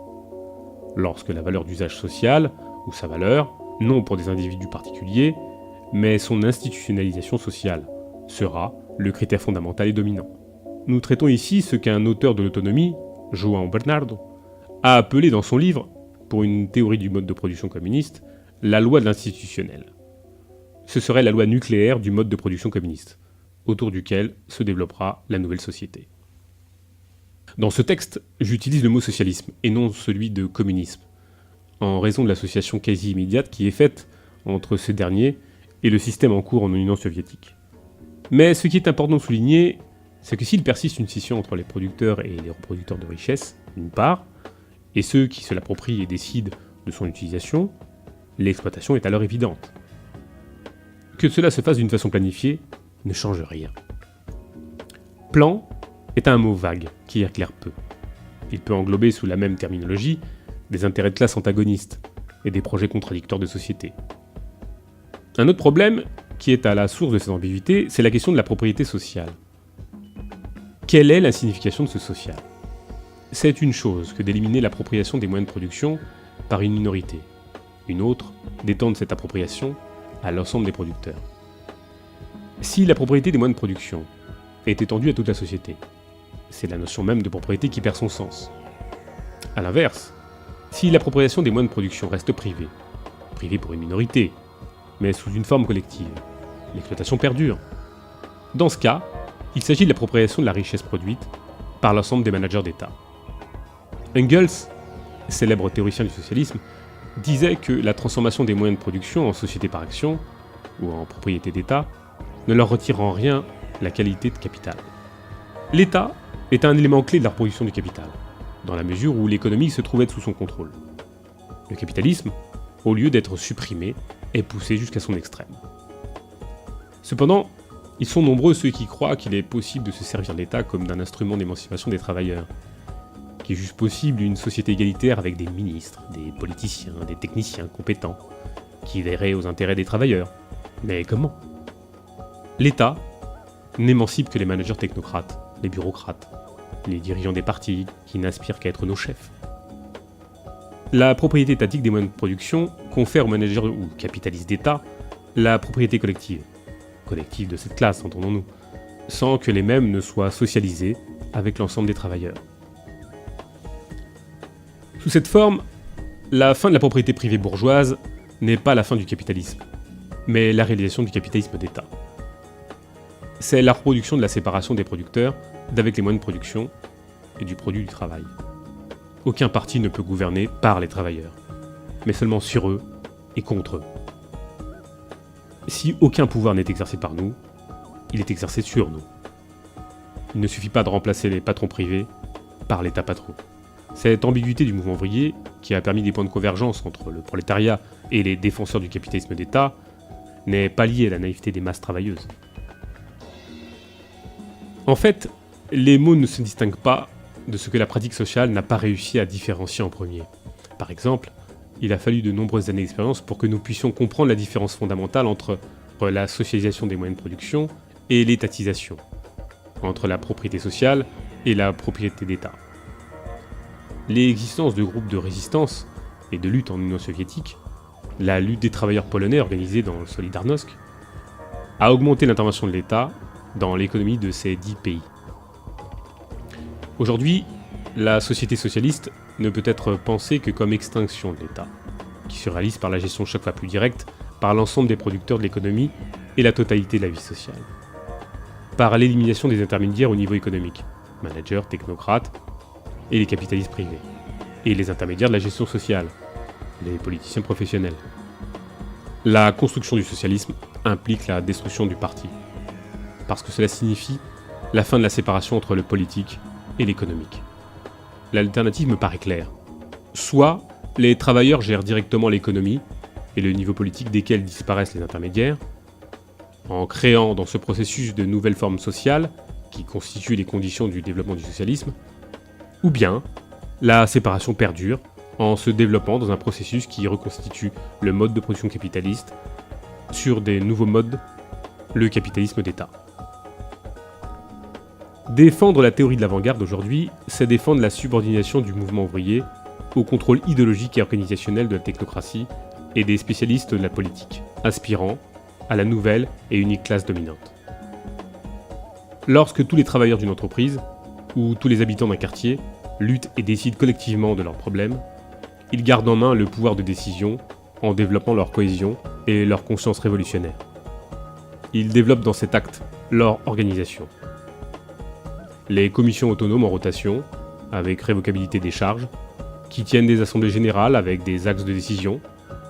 Il est nécessaire de préciser que l'assemblée générale n'a de sens que si elle est précédée par de vastes discussions sectorielles, régionales. On ne peut pas décider de quelque chose que l'on ne connaît pas. La circulation de l'information est la garantie de la démocratie ouvrière. Décider, dans une assemblée générale, est bien plus que lever ou baisser le bras. C'est prendre des résolutions, définir des lignes d'action, en pleine connaissance des difficultés, des alternatives possibles et des objectifs à atteindre. C'est dans ce processus que le prolétariat, pour l'exploiter de la contradiction sociale, se constitue en sujet de la transformation, en se redéfinant d'exploité en non exploité. C'est ainsi que l'expression « dictature du prolétariat » perd tout son sens. Parce que dans le processus de développement de l'autonomie ouvrière, le prolétariat s'élimine en tant que classe. Il élimine le niveau politique, parce qu'il détruit la représentativité et la délégation de pouvoir. La fin de la classe ouvrière n'est pas un objectif à atteindre dans le nouveau mode de production. Au contraire, le processus a lieu dès le début de la lutte. C'est ainsi que la problématique de la transition perd son sens. Conçue comme une sorte de pont qui permettrait le passage vers le communisme, elle a servi à légitimer la reproduction des inégalités typiques des sociétés d'exploitation. Les relations socialistes, qui prennent effet immédiatement, sur le terrain qui découle de la résolution de la contradiction capital-travail, la forme de réalisation de ces nouveaux rapports de production, est l'ensemble organisé des comités d'usine, dont la défense ne peut résulter que de l'armement général des travailleurs sur les lieux de travail et d'habitation. C'est seulement dans les mains des intéressés que les armes peuvent défendre la démocratie. La résolution de la contradiction capital-travail signifie la fin de l'appropriation du travail par le capital. Il en résulte l'abolition de la loi de cette appropriation, la loi de la valeur. Autonomie ouvrière et syndicats. Le syndicat, tel que nous le connaissons aujourd'hui, n'est plus l'organisation des travailleurs en lutte contre l'exploitation. Dans le monde contemporain, il est devenu la grande institution de l'encadrement des travailleurs dans la dynamique du capitalisme. Il s'agit d'une fonction structurelle qui ne peut être confondue avec le fait que certaines directions syndicales soient plus ou moins combatives ou plus ou moins peleas. Quand le capitalisme est entré dans sa phase monopoliste, la planification de l'économie est devenue une exigence pratique. Les capitalistes ont créé leurs organes de planification des aspects de la production et de la circulation des produits. Vint ensuite la nécessité de planifier la répartition de la main-d'œuvre et son niveau de salaire. Ces organismes sont les syndicats d'aujourd'hui. Le syndicat est souvent compris comme l'organisation des travailleurs pour la défense de leur salaire. Alors que les classes capitalistes cherchent à augmenter les taux d'exploitation des travailleurs, les syndicats cherchent souvent à le réduire avec des augmentations de salaire. Lorsque cela se produit, nous pouvons dire qu'en termes de plus-value absolue, augmentation des heures de travail, réduction des salaires, le syndicat est en train de défendre les travailleurs. Mais en termes de plus-value relative, modernisation des machines, augmentation de l'intensité du travail, les syndicats finissent toujours par céder aux intérêts du capital. Si la reproduction du capital est basée sur l'augmentation permanente de la productivité, sur le passage constant de la plus-value absolue vers la plus-value relative, nous avons que les buts ultimes des syndicats coïncident avec ceux du capitalisme. La célèbre négociation collective du travail est l'un des aspects les plus importants de l'intégration du syndicat dans le capitalisme. Ce que ces contrats ont de neuf, ce n'est pas à proprement parler les éventuelles augmentations de salaire, mais le fait que ces hausses se produisent à la même époque de l'année et constituent un compromis du syndicat pour ne pas lutter pendant une période de temps donnée. En ce sens, la négociation collective du travail est un élément de la planification de la force de travail, qui sert peu la lutte du prolétariat contre l'exploitation. Dans le capitalisme, qui se développe sous l'influence nord-américaine, les syndicats font totalement partie de la lutte du secteur 2 de la production, biens de consommation, contre le secteur 1, matières premières, moyens de production et biens d'équipement. Les capitalistes du secteur de la consommation ont tout intérêt à l'augmentation du pouvoir d'achat des travailleurs, car ils ont besoin de l'expansion permanente du marché de la consommation privée.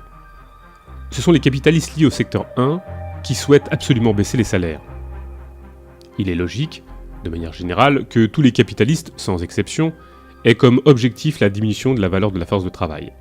Cependant, nous pouvons dire qu'il y a une divergence d'intérêts entre les capitalistes qui appartiennent aux deux secteurs. Ces divergences ont tendance à s'accentuer en temps de crise économique, et les syndicats se trouvent toujours du côté des entreprises du secteur 2. Nous pouvons trouver un exemple de cela en Allemagne en 1933, lorsque les entreprises du secteur 1 et la technocratie qui lui était liée, le national-socialisme, prennent le pouvoir absolu contre les entreprises produisant des biens de consommation et contre les syndicats contrôlés par les sociodémocrates. Cette divergence entre les secteurs de la classe dominante doit être vue de manière dynamique, car à partir d'un certain niveau, le secteur 1 a des intérêts identiques à celui du secteur 2, une fois que celui-ci se constitue un marché de ses produits. Le point important dans cette séparation, simplifiée sans doute, c'est de nous permettre de comprendre de quelle manière le syndicat réalise les intérêts du capitalisme.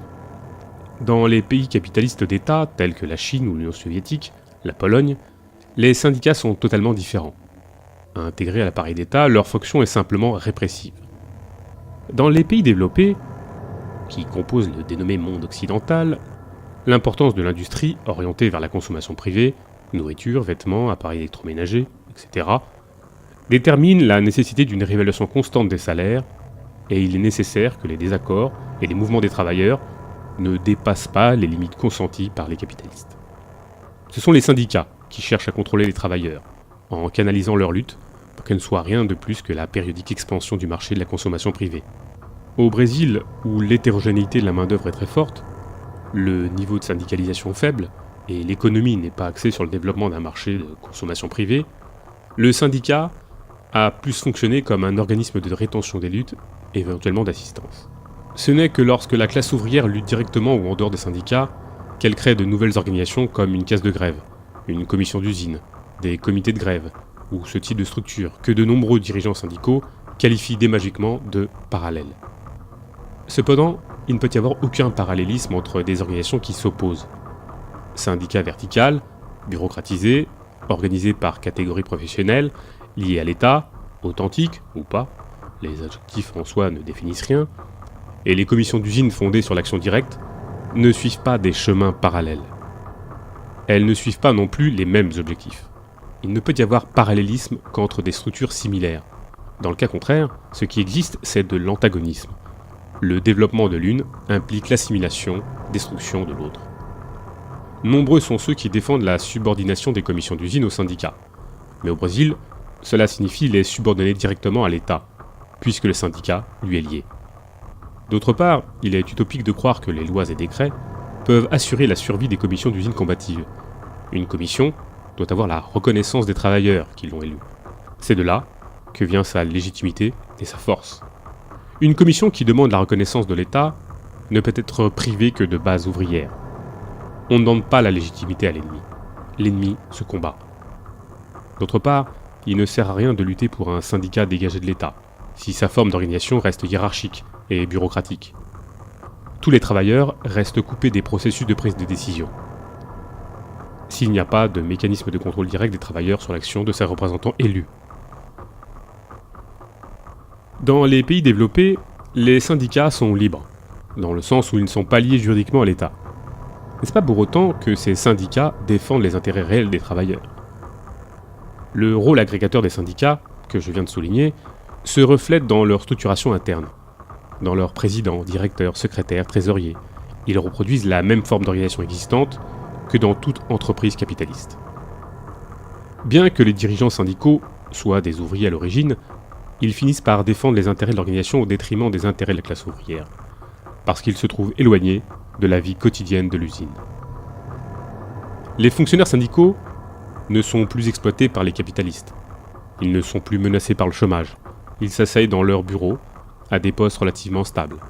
Ils sont préoccupés par la bonne marche de l'organisation, qu'ils dirigent et contrôlent. Dans les pays industrialisés, le syndicat s'est transformé en patron.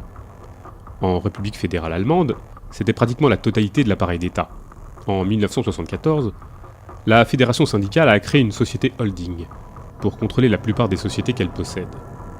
Les actionnaires des entreprises sont les syndicats eux-mêmes, et ils contrôlent également les coopératives de consommation. Ces administrateurs sont nommés directement par les dirigeants syndicaux, et ne sont pas des ouvriers. Au contraire, ce sont des technocrates. Comme groupe économique, ces entreprises employaient, en 1982, 40 000 salariés, et les dividendes et les intérêts perçus en 1977 ont dépassé les 5,4 milliards de marks, équivalent à l'époque à 2,2 milliards de dollars, et ses actifs étaient de 25 milliards de dollars. En Israël, la Confédération syndicale est le deuxième plus grand employeur du pays, l'État étant le premier.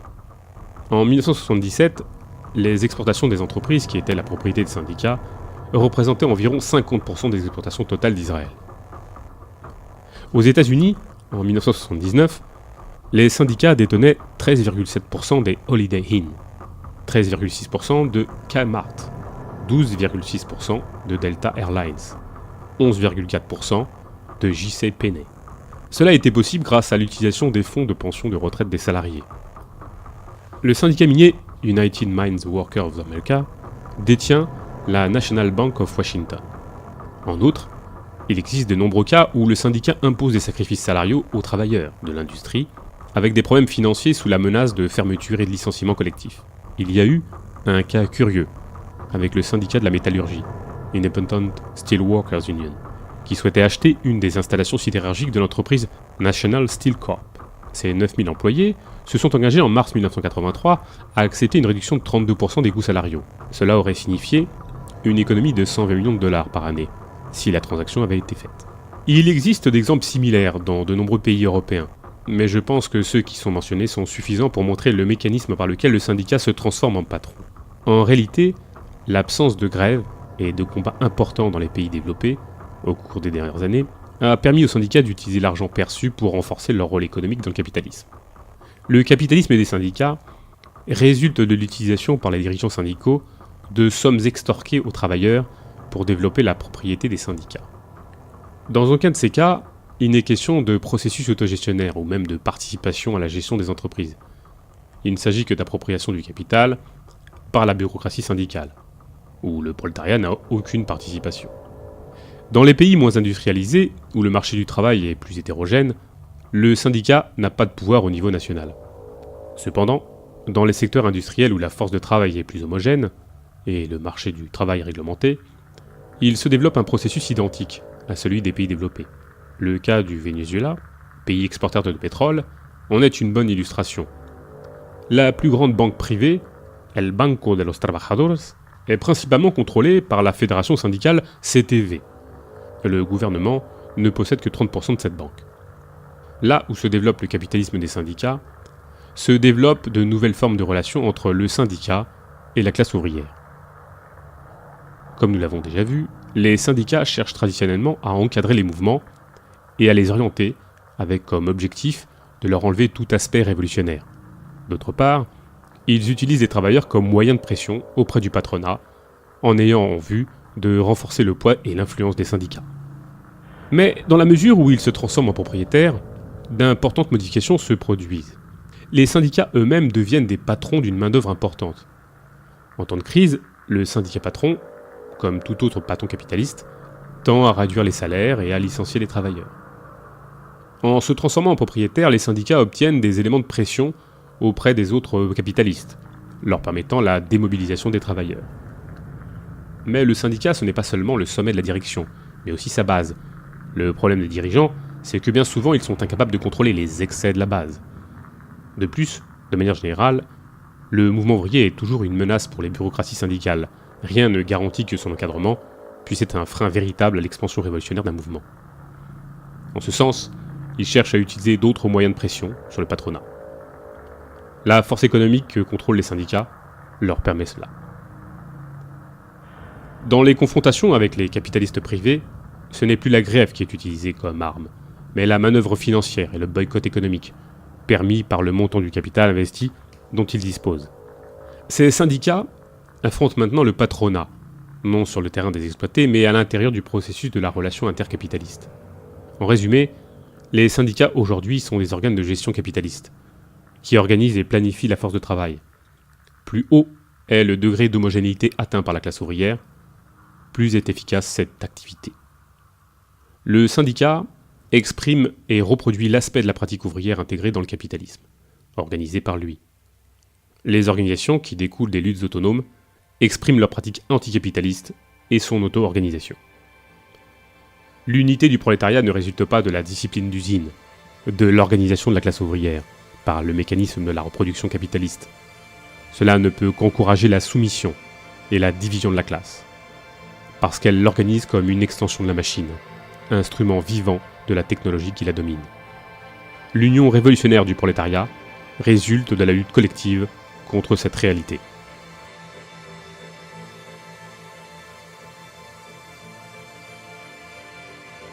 Autonomie et socialisme. L'autonomie ouvrière signifie surtout création. Création de nouvelles relations sociales qui permettent l'unité des travailleurs dans la lutte contre le système capitaliste de production et de la vie. Il ne s'agit pas seulement d'une stratégie de simple refus du travail, de l'apologie du loisir. Il s'agit d'instituer des nouvelles formes de travail, de réinventer l'utilisation de l'espace et du temps, de créer une nouvelle technologie qui permet au travail de devenir non une condamnation, mais une source de créativité. La classe ouvrière est le sujet de la transformation sociale, dans la mesure où sa pratique anticapitaliste est créatrice d'institutions qui tentent à se réaliser dans de nouvelles formes économiques. Le socialisme existe comme possibilité et résultat de la contradiction définie par la pratique prolétaire. Il existe concrètement comme embryon chaque fois que les formes indépendantes de lutte se développent et pendant qu'elles se développent.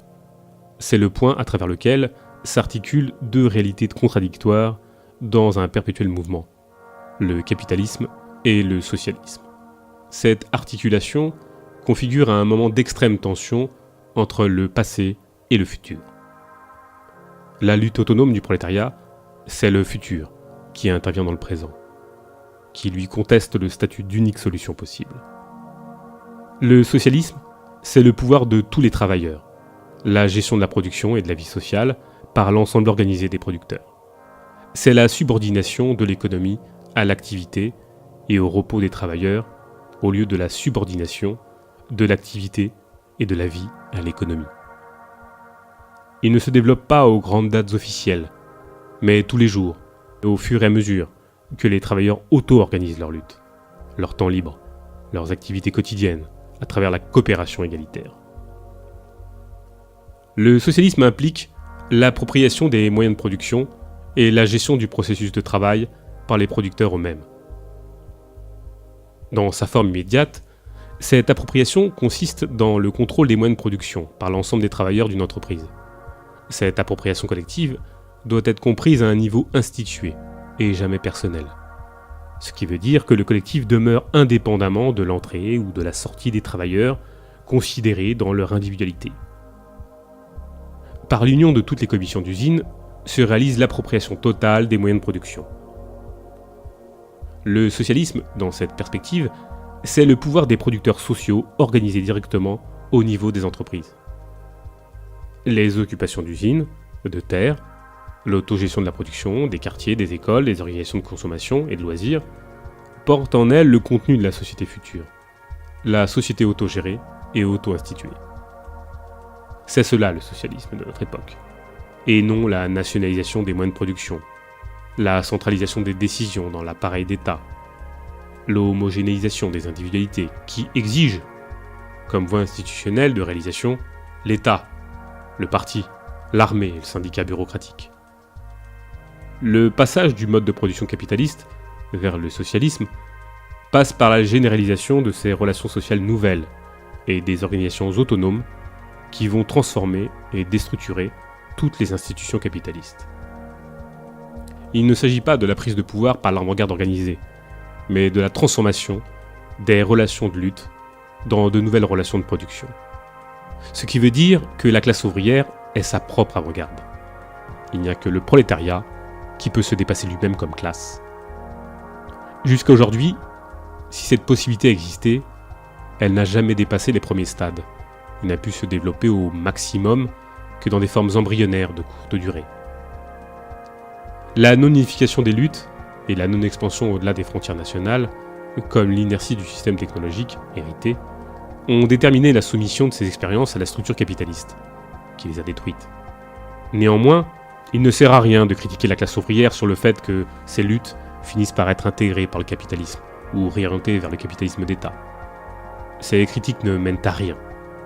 L'internationalisation de la révolution ne dépend pas du souhait individuel des travailleurs. Elle dépend des conditions objectives, de crise simultanée du système capitaliste hautement intégré, de la possibilité d'unifier les différents fronts de lutte, de s'attaquer au marché mondial capitaliste. Comme vous avez dû vous en apercevoir, je privilégie la pratique dans la production comme étant la pratique fondamentale des individus dans la société. De cela, il n'en découle pas une vision économiciste de la réalité. Je crois seulement que tant que la survie humaine sera une question de nécessité et non de facilité, la pratique dans la production est fondamentale et basique pour la réalisation des autres pratiques qui ne relèvent pas de la survie immédiate. Si la pratique dans la production est basique, la classe ouvrière est la seule capable de briser l'épine dorsale du capitalisme. en créant les conditions de transformation des autres institutions, écoles, familles, etc. Il faut savoir qu'il ne s'agit pas que de conditions. La réalisation de la transformation dépend dont la lutte sera freinée dans d'autres sphères et dans la possibilité de les articuler avec la lutte dans la production. Nous savons que les relations de domination ne sont pas seulement fortes dans l'usine, mais dans toutes les institutions sociales existantes. En outre, de la manière dont le capitalisme s'est développé, il a déterminé une diversification à l'intérieur de la classe ouvrière. Aujourd'hui, elle se compose de noirs, de blancs, de femmes, d'homosexuels, jusqu'aux indiens, qui se voient contraints de vendre leur force de travail comme salariés ruraux. Toutes ces différences ont été utilisées pour la diviser. Néanmoins, toutes les personnes sont différentes. Et la conscience de la différence, c'est l'acceptation de la liberté, ou l'égalité, c'est la liberté d'être différent. Les mouvements sociaux de femmes, d'homosexuels, de noirs, montrent la pluralité des visages de l'opprimé, qui ne se réduit pas à la seule figure de l'ouvrier industriel. Il apparaît donc la nécessité d'articuler les luttes dans la production avec les luttes contre les discriminations ethniques, sexuelles, etc. C'est donc dans ce processus que la classe prolétarienne dépasse ses divisions internes en s'unifiant. S'il est important de combattre l'État et l'exploitation du travail, il est tout aussi indispensable de lutter pour les relations égalitaires et libérées entre les humains, qui préfigurent une société fondée sur la solidarité, tant au niveau de l'action comme au niveau de la sensibilité. Dans le monde actuel, il n'existe plus de place pour ceux qui, dans la solitude de leur cabinet, se proclament l'avant-garde du mouvement ouvrier, ou encore ceux qui se proclament sa fin. Ces derniers sont d'ailleurs de plus en plus en vogue de nos jours. Ce ne sera pas dans les universités ou dans les centres de recherche en sciences sociales que la révolution trouvera son point de départ ou sa négation. C'est dans le mouvement réel, et c'est vers lui que nous devons nous tourner. Il n'y a que le développement des luttes ouvrières qui pourra nous dire si le socialisme est une utopie possible. Utopie où se trouve associé le passé qui ne se nie pas, mais se combat comme destin, et l'avenir qui s'accepte principalement comme perspective.